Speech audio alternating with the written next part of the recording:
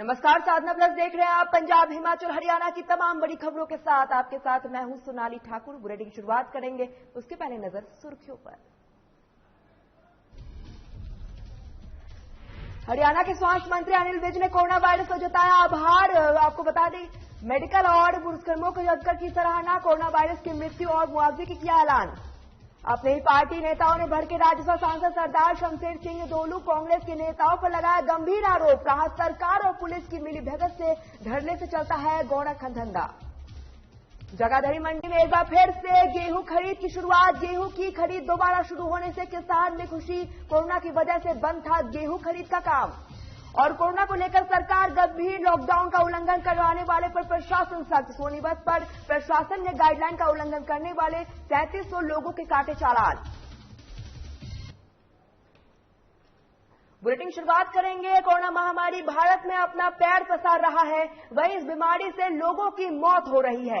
वहीं कांग्रेस प्रवक्ता चौधरी रणदीप सुरजवाला एक मसीहा के रूप में नजर आ रहे हैं, जहां पर हर एक व्यक्ति अपनी जान बचाने के लिए प्रयास कर रहा है। वहीं सुरजवाला अपनी जान का फिक्र किए बिना लोगों की मदद करने के आगे आए हैं। सुरजवाला ने कहना है कि मुख्यमंत्री और उप मुख्यमंत्री इस समय देश और प्रदेश को कोरोना जैसी महामारी के पीठ दिखाकर भाग रहे हैं। और इस दौरान उनका कहना है कि उचाना के हॉस्पिटल में ऑक्सीजन नहीं है, वेंटिलेटर नहीं है। जब उप मुख्यमंत्री के क्षेत्र में यह मूलभूत सुविधाएं नहीं है तो क्या उम्मीद की जा सकती है। मरीज मर रहे हैं। जजपा और बीजेपी के लोग सत्ता का मेवा खा रहे हैं। इसके साथ ही उन्होंने राज्य सरकार पर कई गंभीर आरोप लगाए हैं।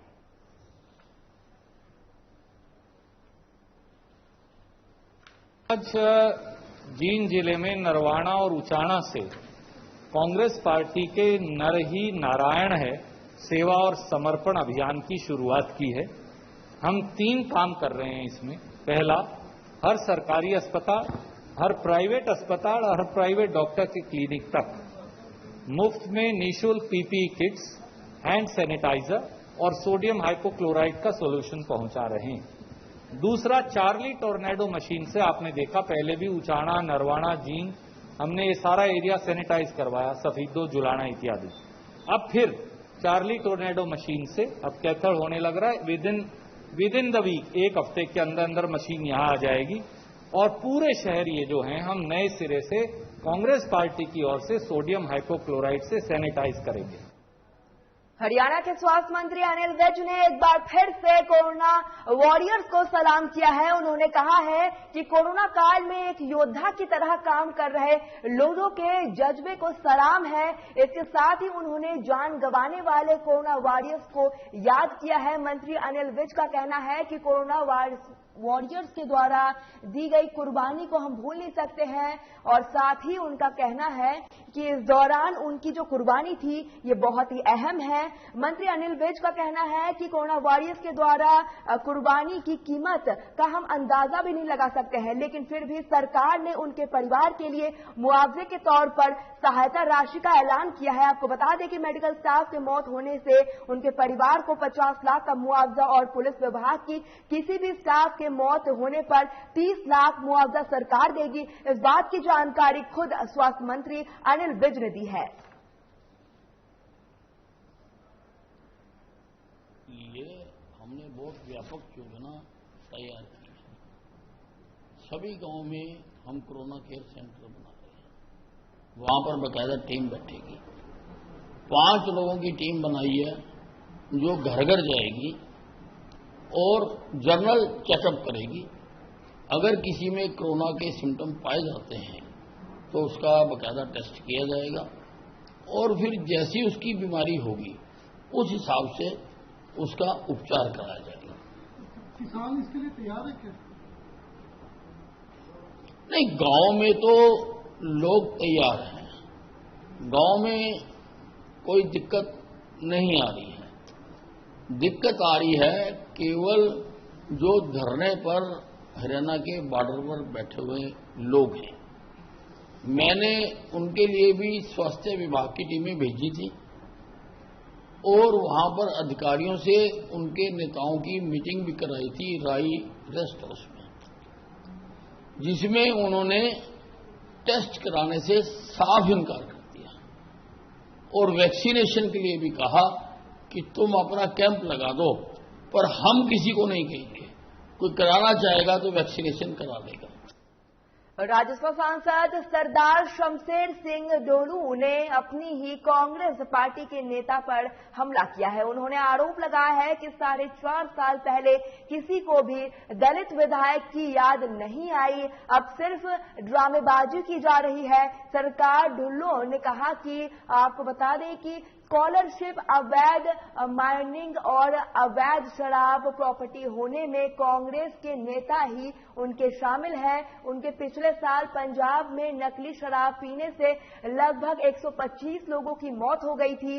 उनमें से 80% दलित लोग थे, वो भी इंसान थे। उन पर मौजूदा सरकार क्यों नहीं बोली? उन्होंने कहा है कि पंजाब में जितने भी गौरकर धंधे चल रहे हैं वो पंजाब सरकार और पुलिस की मिलीभगत से चल रही है। जहरीली शराब के साथ मरने वाले लोगों के लिए पंजाब के मुख्यमंत्री का बयान आया था, ये कत्ल है, और फिर अब तक उन कातिलों को क्यों नहीं पकड़ा गया है?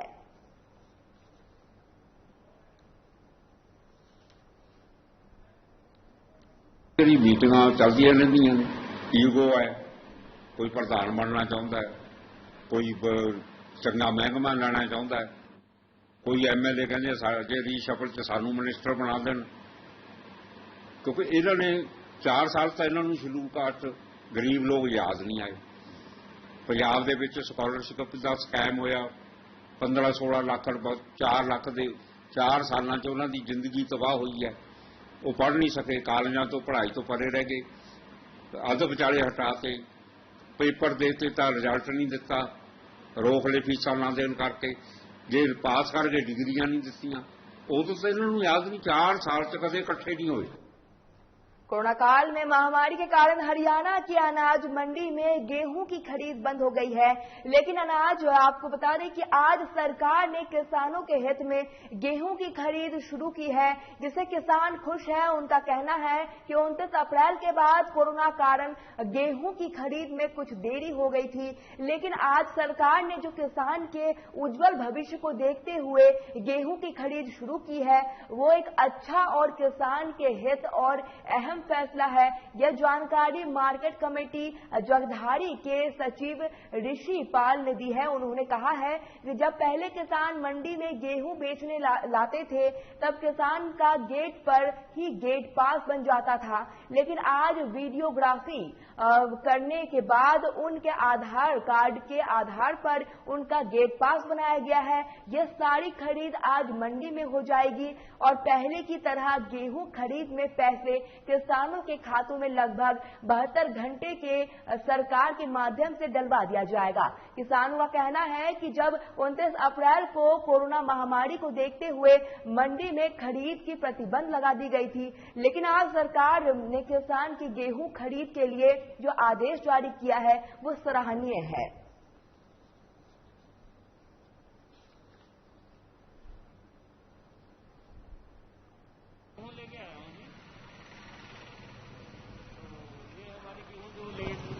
करने के बाद वो थी जी, तो बीच में मंडियां बंद हो गई थी, खरीद बंद हो गई थी। अब ये हरियाणा सरकार ने जो दोबारा खोली है बहुत अच्छा काम किया है, तो इसके थ्रू अब हमारी ये फसल बिक जाएगी और हमें पेमेंट वगैरह मिल जाएगी। 50 से 55 क्विंटल है ये, तो ये आज इसकी परचेज हो जाएगी जो होगी, तो उसके बाद हमारी जो पेमेंट वगैरह है 72 आवर्स के अंदर जो गवर्नमेंट करती है अकाउंट में आ जाएगी। मेरे पास मैसेज आया था कि आज परचेज खुली है, मंडी में गेहूँ खरीदी जाएगी।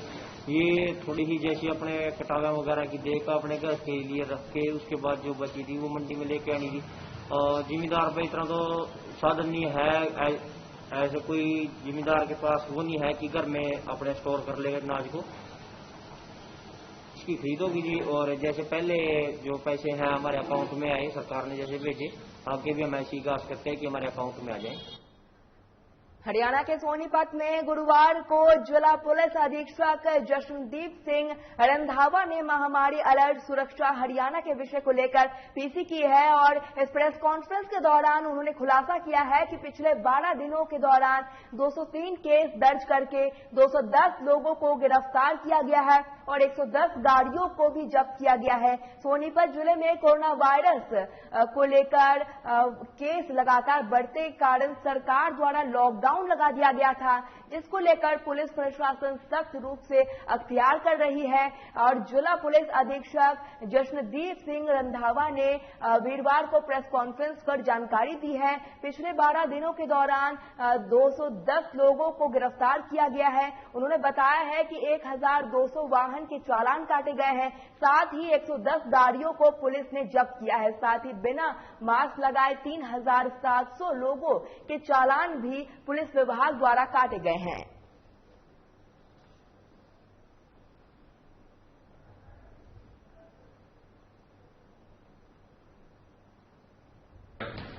महामारी अलर्ट सुरक्षित हरियाणा, उसके तहत पूरी मुस्तैदी के साथ सोनीपत प्रशासन और पुलिस की तरफ से ड्यूटी दी जा रही है और इस पूरे जो भी गाइडलाइंस हैं उनके एनफोर्समेंट के लिए अभी तक के पिछले 12 दिनों के अंदर हमने कुल 203 FIR रजिस्टर करके 210 बंदों को जिन्होंने कानून का पालन नहीं किया और जिनके खिलाफ FIR दर्ज की गई 210 बंदों को हमने अरेस्ट किया।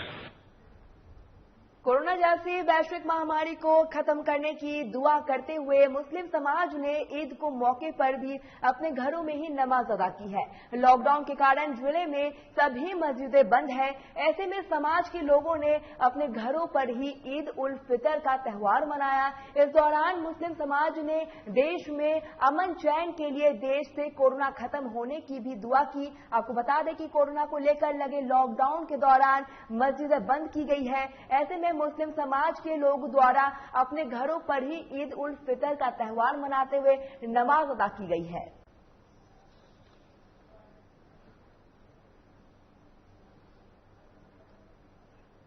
साहब ने आदेश दिए थे कि सभी अपने अपने घरों में नमाज पढ़े, ईदगाह में ना जाए, इसको कोरोना महामारी को कमजोर न समझे, ये बहुत जोर से फैलती जा रही है। इसको मद्देनजर रखते हुए हमारे मौलाना साहब और प्रधान जी ने भी आदेश दिए थे कि अपने अपने घरों में नमाज पढ़ी जाए, तो उसका पालन करते हुए हम अपने अपने घरों में नमाज पढ़ रहे हैं। हम अपने परिवार जो 3 भाई हैं और ये भाई है एक और, इसके साथ नमाज अदा की है। इतनी महामारी के अंदर हमें इसका पालन करना चाहिए। कोरोना के बचाव के लिए हमें ईदगाह में इजाजत नहीं थी नमाज अदा करने की, इसलिए बच्चों ने और हमारे पूरे परिवार में घर में ही ईद की नमाज अदा की है। हम सभी से यही रिक्वेस्ट करते हैं कि कोरोना के नियमों का पालन करें और उनके उससे बचें। बच्चों को ज्यादा पंजाब के अधिकांश नौजवान आजकल नशे के चंगुल में फंसते जा रहे हैं। वहीं खन्ना के कुछ नौजवान ने वातावरण को हरा भरा रखने के लिए मकसद से 20 से 22 सदस्यों की एक टीम बनाई है, जो शहर के अलग अलग इलाकों और आपको बता दें नेशनल हाईवे के दोनों तरफ वृक्षारोपण कर रही है। शहर को हरा भरा रखने और जुनून को लेकर इन नौजवानों पर ऐसे काम कर रहे हैं। रविवार को भी ये नौजवान वृक्षारोपण का काम कर रहे हैं। इतना ही नहीं, लगाए गए वृक्षों की देखभाल भी इन नौजवान द्वारा ही किया जा रहा है।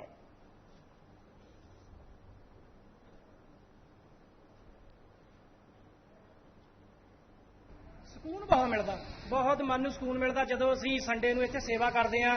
ਕਰਨ ਤੋਂ ਬਾਅਦ ਮਤਲਬ 6 ਵਜੇ ਆ ਜਾਂਦੇ ਆ, 10 ਵਜੇ 11 ਵਜੇ ਘਰੇ ਜਾਂਦੇ ਆ ਔਰ ਜਾ ਕੇ ਜਦੋਂ ਥੱਕੇ ਟੁੱਟੇ ਆ ਬੈਠੀ ਦਾ ਮੰਜੇ ਦੇ ਉੱਤੇ ਮਤਲਬ ਮਨ ਨੂੰ ਇੰਨਾ ਕੁ ਤਸੱਲੀ ਮਿਲਦੀ ਵੀ ਹਾਂ ਕੁਝ ਕਰਕੇ ਆਏ ਆ। ਜ਼ਿੰਦਗੀ ਲੰਘਦੀ ਜਾਂਦੀ ਆ, ਉਹਦੇ ਵਿੱਚ ਅਸੀਂ ਕੁਝ ਵੱਖਰਾ ਕਰ ਰਹੇ ਆ, ਜਿੱਦਾਂ ਇੱਕ ਲੋਕਾਂ ਨਾਲੋਂ ਵੱਖਰਾ ਕਰ ਰਹੇ ਆ। ਚਲੋ ਇਸ ਕਰਨਾ ਸਭ ਨੂੰ ਚਾਹੀਦਾ, ਪਰ ਮਨ ਨੂੰ ਸਕੂਨ ਬਹੁਤ ਮਿਲਦਾ ਸੇਵਾ ਕਰਕੇ ਇਹਨਾਂ ਦੀ। ਅਸੀਂ ਕਹਿਣਾ ਚਾਹੁੰਦੇ ਹਾਂ ਜਿਵੇਂ ਅਸੀਂ ਕੱਲ ਨੂੰ ਬਾਹਰਲੀਆਂ ਸਟੇਟਾਂ 'ਚ ਘੁੰਮਣ ਜਾਂਦੇ ਆ, ਕਿਤੇ ਸ਼ਿਮਲੇ ਮਨਾਲੀ, ਉਹ ਸਾਡੇ ਪੰਜਾਬ ਨੂੰ ਦੇਖਣ ਆਉਣ ਲੋਕ ਵੀ ਇੰਨਾ ਸੋਹਣਾ ਕੁਦਰਤ ਪ੍ਰੇਮੀ, ਇੱਥੇ ਦਰਖਤ ਲੱਗਣੇ ਚਾਹੀਦੇ ਵੱਧ ਤੋਂ ਵੱਧ। ਤਾਂ ਅਸੀਂ ਆਪਣੇ ਇਹੀ ਮੋਟਿਵ ਰੱਖ ਕੇ ਚੱਲੇ ਵੀ ਵੱਧ ਤੋਂ ਵੱਧ ਹਰਿਆਲੀ ਹੋਵੇ, ਸਾਨੂੰ ਪੰਜਾਬ ਸਾਡਾ ਲੋਕ ਦੇਖਣ ਆਉਣ ਵੀ ਇੱਥੇ ਹਰਿਆਲੀ ਹੈਗੀ ਹੈ ਵਧੀਆ। ਕਿੰਨੇ ਕੁ ਸਮੇਂ ਤੋਂ ਤੁਸੀਂ ਇਹਦੇ ਹੈਗੇ ਨਾਲ ਜੁੜੇ ਹੋਏ ਹੋ? ਮੈਨੂੰ ਹੋ ਗਏ 3 ਸਾਲ ਹੀ। ਕੀ ਕਹਿਣਾ ਚਾਹੋਗੇ ਹੋਰ ਨੌਜਵਾਨਾਂ ਨੂੰ ਜਾਂ ਹੋਰ ਜਿਹੜੇ ਲੋਕ ਨੇ ਜਿਹੜੇ ਦਰੱਖਤਾਂ ਨਾਲ ਜਿਹੜੀ ਵਾਤਾਵਰਨ ਨੂੰ ਧਿਆਨ ਨਹੀਂ ਦੇ ਰਹੇ? ਮੈਂ ਤਾਂ ਇਹੀ ਕਹਿਣਾ ਚਾਹੁੰਦਾ ਜੀ, ਸਾਰੇ ਟਾਈਮ ਕੱਢਣ ਆਪਣੀ ਲਾਈਫ ਚੋਂ ਇੱਕ ਅੱਧਾ ਘੰਟਾ ਕੱਢਣ ਰੋਜ਼ ਦਾ ਰੋਜ਼, ਜਾਂ ਐਤਵਾਰ ਤੋਂ ਐਤਵਾਰ भी साडे नाल मदद कराओ, जां आप अपना एक अद्धा बूटा दा लाओ। दिल्ली से सटे साइबर सिटी गुरुग्राम में आज ड्राइव थ्रू वैक्सीनेशन का ट्रायल किया गया है, जिस ट्रायल में 200 लोगों को कोरोना की दूसरी डोज लगाई गई है। इस दौरान वैक्सीन लगवाने के लिए 1000 लोग पहुंचे, जिसकी वजह से सड़कों पर लगभग 4 किलोमीटर लंबी लाइन लग गई। हालांकि बहुत से लोगों को निराश होकर जाना पड़ा, क्योंकि यहां पर सिर्फ 200 लोगों को ही वैक्सीन की डोज दी गई है। आपको आज से पहले लाइन तो बहुत देखी होगी, लेकिन गाड़ियों की ऐसी कतार शायद ही पहले देखने को मिला है। दरअसल ये गाड़ियां की लंबी लाइन गुरुग्राम के एमजी रोड पर डीएलएफ सिटी सेंटर मॉल के चलाए जा रहे ड्राइव थ्रू वैक्सीनेशन सेंटर का कोरोना की वैक्सीन लगवाने के लिए लगी हुई है। गुरुग्राम स्वास्थ्य विभाग ने कोरोना संक्रमण के खतरे को कम करने के लिए गुरुवार को ड्राइव थ्रू वैक्सीन ड्राइव, और आपको बता दें कि ड्राइव का ट्रायल किया है, जिसमें 200 लोगों को ट्रायल के तौर पर वैक्सीन की दूसरी डोज लगाई गई है। इसके लिए जिला प्रशासन ने एक दिन पहले अखबारों और मीडिया के द्वारा शहर में प्रचार प्रसार किया। इसके लिए किसी प्रकार का रजिस्ट्रेशन की जरूरत नहीं थी, बल्कि यहां ब्लॉक इस वैक्सीन की गई, जिनकी वजह से हजारों लोग एक साथ वैक्सीन लगवाने के लिए पहुंच गए। हालांकि लोगों ने इस तरह की शुरुआत का स्वागत किया है।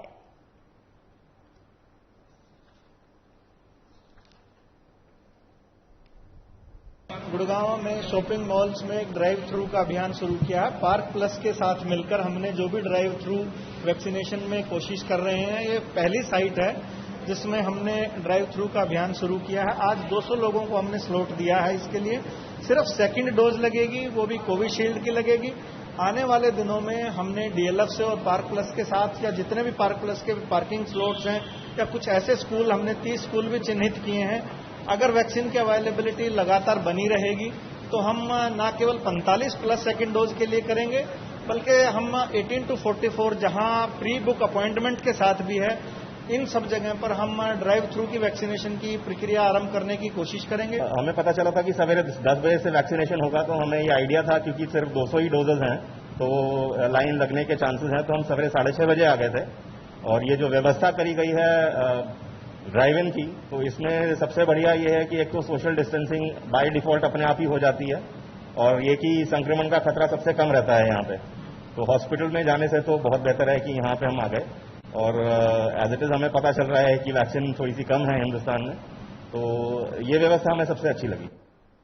कोरोना महामारी में जमकर कालाबाजारी चल रही है, ऐसे ही एम्बुलेंस चालक समेत काफी लोग दवाइयों से लेकर ऑक्सीजन सिलेंडर की कालाबाजारी करने से बाज नहीं आ रहे हैं। एक ऐसा ही मामला सोनीपत का है, जहां 23 तारीख को मरीज सोनीपत के निजी हॉस्पिटल में भर्ती कराया गया, जहां मृतक महेश कोविड-19 होने के कारण 2 दिन तक निजी अस्पताल में भर्ती रहा, जहां उनकी स्थिति में कोई भी सुधार नहीं हुआ। ऐसे में हॉस्पिटल द्वारा मृतक महेश के परिवार से 2 दिन में आपको बता दें कि 95,000 वसूल किए गए हैं।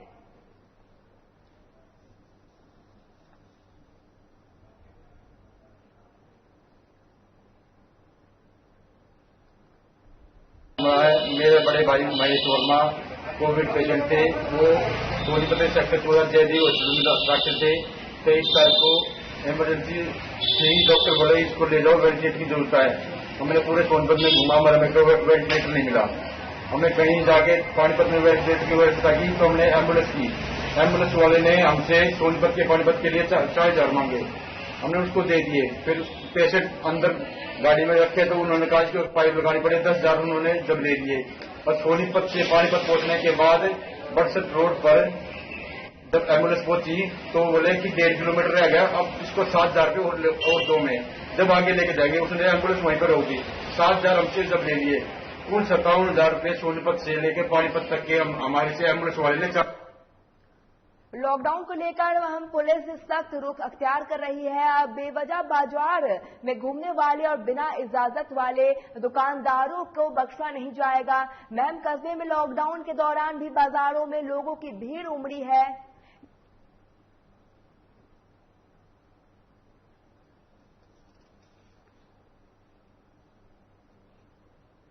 पांच चार आदमी पास कर लेंगे, इनको चालान काटेंगे।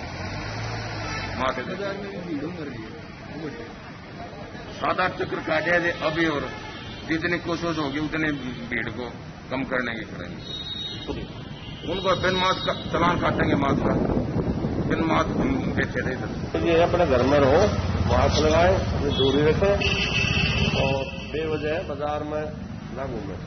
जो ये आम लोग घूम रहे हैं, मोटरसाइकिल चल रही है, ये कोई बीमार है, कोई दवाई लेने आया है, कोई दूध वगैरह है, सबकी चेकिंग सख्ताई से की जा रही है। लगातार दुकानदार चाबी लेके दुकानों पे आके बैठे हैं। कोई नहीं बैठा, आज सभी को भगा दिया है, सभी को सख्त हिदायत दे दी। कल भी पर्चा दर्ज करे हैं, चालान काटे, आज भी पर्चा दर्ज करेंगे, चालान काटेंगे। अगर पहले चेतावनी दी जाती है इनको, पहले चेतावनी दी, आप सख्ताई से लागू मुकदमे दर्ज करते हैं। साइबर ठगी करने वालों ने आपदा को अवसर पर बदलने के लिए गौरख धंधा शुरू किया है। आम पैसे और आर्थिक अपराध को लेकर महामारी में जीवन रक्षक दवाई और ऑक्सीजन सिलेंडर और वैक्सीन दिलवाने जैसे हथकंडे के जरिए चुनौती पेश कर रहे हैं। विदित है कि प्रदेश में आजकल कोरोना कर्फ्यू लागू है, जिस वजह से लोगों की मूवमेंट्स के ऊपर रिस्ट्रिक्शन है, प्लस जो उनकी शॉपिंग है उसके ऊपर रिस्ट्रिक्शंस हैं। इस समय में जो लोगों का जो रुझान है, जहां आप जो दिनचर्या की जो उनकी रूटीन है, उसमें जो सोशल एक्टिविटीज हैं नेटवर्क के ऊपर वो बढ़ गई हैं। चाहे वो उनकी रिक्वायरमेंट्स हैं, डेली नीड्स को मीट आउट करने के लिए है, चाहे कोई क्वेरीज के एंगल से है, चाहे वो टाइम पास के एंगल से है। बट ऐसे में जो नेट का जो एक्चुअल जो गुड यूज है, उसके साथ साथ जो मिस यूज है वो भी हमारे को रिपोर्ट किया जा रहा है। हरियाणा के ज्विंद में कोरोना लगातार अपना कहर बरपा रही है। ज्विंद सिविल अस्पताल में सभी बेड फुल है। हालात ये है कि अब कोरोना के इलाज करवाने के लिए मरीज अपने घर से ही खाट लेकर पहुंच रहे हैं।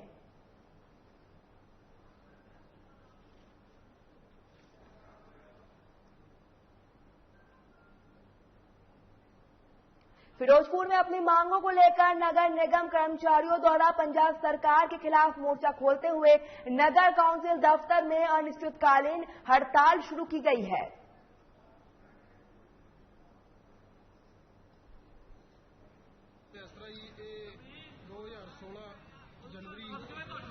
तो ਅੱਜ 2021 तक ਜਿਹੜੇ ਸਰਕਾਰ ਸਾਨੂੰ ਲਾਰੇ ਤੇ ਲਾਰਾ ਸਮਾਂ ਵੀ ਟਾਈਮ ਪਾਸ, ਜਿਵੇਂ ਪ੍ਰਧਾਨ ਜੀ ਨੇ ਕਿਹਾ ਵੀ ਇਹ ਟਾਈਮ ਪਾਸ ਕਰਦੀ ਜੀ ਸਰਕਾਰ। ਇਹ ਪੱਕੇ ਕਰਨ ਦੀ ਬਜਾਏ ਸਰਕਾਰ ਤਾਂ ਕੱਚੇ ਬੰਦਿਆਂ ਨੂੰ ਤਾਂ ਹਟਾਈ ਜਾ ਰਹੀ। ਉਹਦੇ ਬਾਰੇ ਇਹ ਅਸੀਂ ਕਹਿਣਾ ਜੀ, ਵੇਖੋ ਪਿਛਲੇ 4.5 ਸਾਲ ਤੋਂ ਜਦੋਂ ਦੀ ਇਹ ਸਰਕਾਰ ਬਣੀ ਹੈ, ਇਹਨੇ ਸਾਰਾ ਜਿਹੜਾ ਟਾਈਮ ਹੈ ਉਹ ਗੱਲਾਂ ਬਾਤਾਂ ਦੇ ਵਿੱਚ ਲੰਘਾ ਦਿੱਤਾ। ਬਹੁਤ ਸਾਰੀਆਂ ਪੰਜਾਬ ਦੇ ਵਿੱਚ ਮੁਲਾਜ਼ਮਾਂ ਦੀਆਂ ਮੰਗਾਂ ਜਿਹੜੀਆਂ ਸੀਗੀਆਂ, ਜਿਵੇਂ ਤੁਸੀਂ ਲੈ ਲਓ ਕਿ ਪੇ ਕਮਿਸ਼ਨ ਦੀ ਰਿਪੋਰਟ ਸੀਗੀ, ਉਹ 2016 ਤੋਂ ਡਿਊ ਸੀਗੀ। ਤਕਰੀਬਨ ਸਾਰੇ ਇੰਡੀਆ ਦੇ ਵਿੱਚ ਜਿਹੜੀਆਂ ਸਾਰੀਆਂ ਸਟੇਟਾਂ ਨੇ ਉਹ ਪੇ ਕਮਿਸ਼ਨ ਦੀ ਰਿਪੋਰਟ ਜਿਹੜੀ ਸੀ ਉਹ ਲਾਗੂ ਕਰ ਦਿੱਤੀ। ਔਰ ਕੈਪਟਨ ਸਾਹਿਬ ਨੇ ਕਿਹਾ ਸੀ ਕਿ ਮੈਂ ਬੰਦਿਆ ਸਾਰੀ ਜਿਹੜਾ ਹੈ ਇਹ ਸਭ ਤੋਂ ਪਹਿਲਾਂ ਪੇ ਕਮਿਸ਼ਨ ਦੀ ਰਿਪੋਰਟ ਲਾਗੂ ਕਰਾਂਗਾ, ਔਰ ਜਿਹੜੇ ਕੱਚੇ ਮੁਲਾਜ਼ਮ ਨੇ ਉਹਨਾਂ ਨੂੰ ਜਿਹੜਾ ਉਹ ਮੈਂ ਰੈਗੂਲਰ ਕਰਾਂਗਾ। ਇਸ ਤਰ੍ਹਾਂ ਸਾਡੀਆਂ ਹੋਰ ਵੀ ਬਹੁਤ ਸਾਰੀਆਂ ਜਾਇਜ਼ ਮੰਗਾਂ ਸੀਗੀਆਂ, ਜਿਹੜੀਆਂ ਇਹਨਾਂ 4.5 ਸਾਲ ਤੱਕ ਇਹਨਾਂ ਨੇ ਇੱਕ ਟਾਈਮ ਪਾਸ ਕੀਤਾ। ਹੁਣ ਵੀ ਇਹਨਾਂ ਨੇ ਕਿਹਾ ਵੀ ਅਸੀਂ ਉਹ ਜਿਹੜਾ ਉਹ ਪਹਿਲੀ मई को जरा वो असी लागू करांगे। हरियाणा सरकार कोरोना रोगियों के लिए ऑक्सीजन उपलब्ध करवाने के लिए गंभीर दिखाई दे रही है। केंद्र सरकार देश भर में ऑक्सीजन के 500 नए प्लांट लगाने जा रही है। इसके तहत हरियाणा सरकार ने हरियाणा में लगाने वाले ऑक्सीजन प्लांट को चलाने के लिए प्रदेश में ITI के फिल्टर ट्रेंड में पास शुदा छात्रों को डिमांड पर सभी ITI में भेजी है।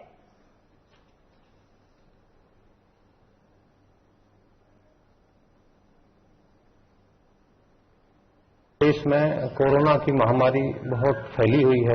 इसमें जो ऑक्सीजन की लोगों को दिक्कत आ रही है उसको सुचारू रूप से चलाने के लिए सरकार ने एक बहुत अच्छा कदम उठाया है कि वो हर जिले में करीब देश में 500 ऑक्सीजन के प्लांट लगा रहे हैं, जिसके तहत ITI के छात्रों को वहां पर वो प्लांट चलाने के लिए और एक रिपेयर के लिए इन छात्रों को, फिटर के छात्रों को लिया जा रहा है।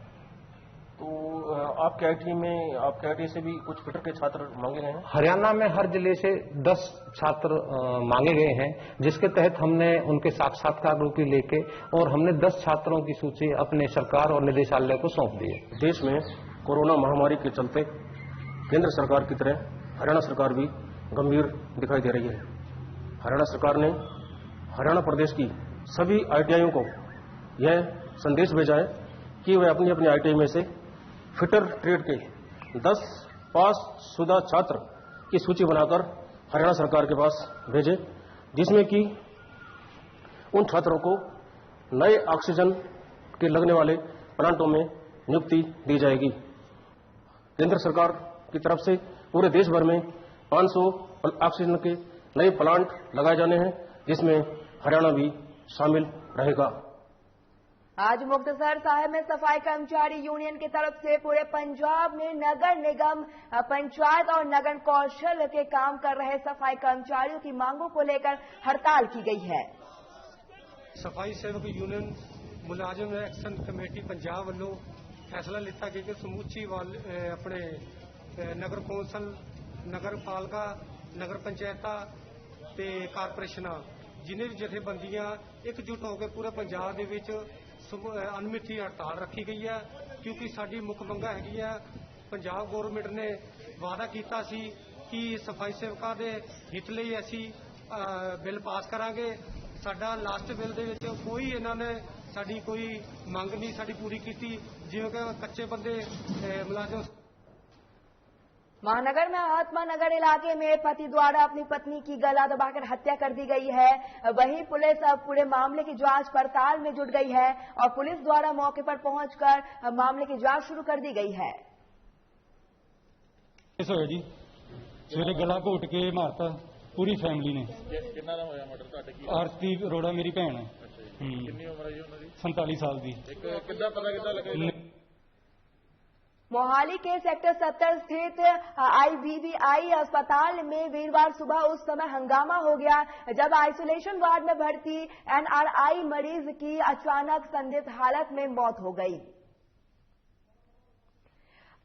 वहीं इस दौरान मौत के बाद परिजनों ने मौत का सदमा बर्दाश्त नहीं कर पाए और आपा खो बैठे। मृतक के परिजन ने अस्पताल के स्टाफ पर लापरवाही का आरोप लगाया है। इस बीच अस्पताल परिसर में जमकर बवाल हुआ। हालात खराब होते देख अस्पताल प्रबंधकों को पुलिस बुलानी पड़ी और मटोर थाने में पहुंचकर SHO मनफूल सिंह के बवाल मचा रहे परिवार को शांत कराने का प्रयास किया।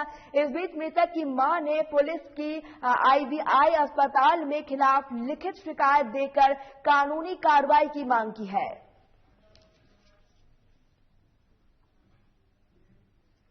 चलिए पंजाब, हिमाचल, हरियाणा की खबरों में फिलहाल इतना ही। साधना प्लस पर खबरों का सिलसिला लगातार जारी रहेगा। नमस्कार।